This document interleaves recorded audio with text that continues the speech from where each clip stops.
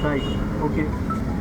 नसरापूर घटनेतल्या आरोपीला फाशीची शिक्षा मिळाली, काय जो निर्णय आज आला, मी कोर्टाचे आणि पुन्हा ग्रामीणच्या पोलिसांचे आणि तिथल्या SP-चे मी जाहीर मनपूर्वक आभार मानते की आपल्या या नराधामांनी ज्या क्रूर पद्धतीने आपल्या लेकीची हत्या केली, तिला न्याय देण्याच्या प्रक्रियेचा एक मोठा टप्पा आपण गाठला आहे. पण ज्या दिवशी या नराधामाला फाशी मिळेल त्या दिवशी त्या मुलीला न्याय मिळेल. त्याच्यामुळे फाशी ही तातडीने झालीच पाहिजे आणि माझं तर म्हणणं आहे भर चौकात फाशी द्या. या फाशीनं काय मेसेज मिळणार आहे महाराष्ट्रात? एक तर महाराष्ट्राच्या पोलिसांचं आणि पुणे ग्रामीणचे जे SP आहेत त्यांचं आपण खरंच कौतुक केलं पाहिजे आणि कोर्टाचेही जाहीर आभार मानले पाहिजेत. कारण ज्या दिवशी ही घटना झाली आम्ही सगळ्यांनी ठरवलं ह्याच्यात राजकारण आणायचं नाही आणि महाराष्ट्राच्या माननीय मुख्यमंत्र्यांनाही आम्ही सगळे भेटून आलो. त्यांनी आम्हाला शब्द दिला. माननीय मुख्यमंत्र्यांचे, त्यांच्या पोलीस यंत्रणेचे, कोर्टाचे आम्ही सगळे मनापासून राजकारण बाजूला ठेवून मनपूर्वक आभार मानतो की सगळ्यांनी मिळून जो आज न्याय द्यायचा प्रयत्न केला आहे त्याचा पहिला टप्पा आपण गाठला आहे. पण माझी माननीय मुख्यमंत्री आणि कोर्टाला विनम्र विनंती आहे की या नराधामाला भर चौकात खरं तर ठेचूनच काढलं पाहिजे.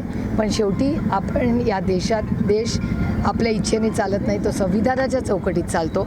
त्याच्यामुळे त्याला भर चौकात फाशी द्या आणि ती लवकरात लवकर द्या.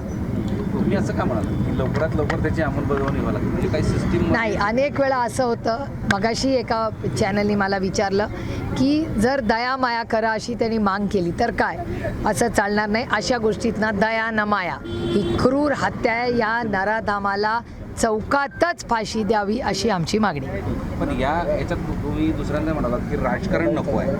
नेमकं राजकारण होतेच वाटतं मला. नाही, या बाबतीत मी सगळ्याच पक्षांबद्दल, मी त्या भागाची लोकप्रतिनिधी म्हणून सांगते की ह्या बाबतीत कोणीही, म्हणजे ही महाराष्ट्राची संस्कृती आहे, या बाबतीत यामध्ये कोणीही राजकारण आणलं नाही, कोणीही राजकारण केलं नाही. आम्ही जेव्हा माननीय मुख्यमंत्र्यांना भेटायला गेलो, संग्रामदादा थोपटे आणि मी, आज संग्रामदादा भारतीय जनता पक्षात आहेत. माननीय मुख्यमंत्र्यांचा, जरी ते महाराष्ट्राचे मुख्यमंत्री असले तरी ते भारतीय जनता पक्षातून निवडून येतात, मी राष्ट्रवादी काँग्रेस पक्षातून निवडून येते. पण आम्ही सगळे एकत्र बसलो. आम्हाला तातडीने संग्रामदादांना मला माननीय मुख्यमंत्र्यांनी वेळही दिला, आमचं सगळं ऐकूनही घेतलं. त्याच्यामुळे ह्याच्यात कुठलंही राजकारण न आणता माननीय मुख्यमंत्री, माननीय पोलीस यंत्रणा सगळी पुणे ग्रामीणची आणि माननीय कोर्टाचे मी जाहीर आभार मानते. हा खटला विक्रमी कमी वेळेमध्ये निकाली आलेला आहे. हा फास्ट ट्रॅक कोर्टचीच मागणी होती, येणारच होता तो. फास्ट ट्रॅक कोर्टची गरजच होती ना, पहिल्या दिवसापासून मागणी होती. पण अशा महाराष्ट्रात अनेक घटना सातत्यानं घडत आहेत. त्या संदर्भातलं मात्र या वेगानं या गोष्टी वेगाने, जे बघा, जर इच्छा असेल तर गोष्टी होऊ शकतात. यावेळी सगळ्यांचीच भावना होती आणि त्याचा म्हणजे कोर्टानेही पण त्याबद्दल अतिशय संवेदनशीलपणा कोर्टाने दाखवला. याबद्दल मी कोर्टाचेही मनपूर्वक आभार मानते. आणि असंच फास्ट ट्रॅक कोर्ट करून अशा जर गोष्टींना न्याय मिळाला, फाशी देण्यात आली तर एक भीती लोकांच्या मनात बसेल. अशा क्रूर हत्या परत राज्यात नाही, देशात कुठेही होता कामा नये. याच्यासाठी आपण सगळ्यांनी मिळून प्रयत्न केले पाहिजे.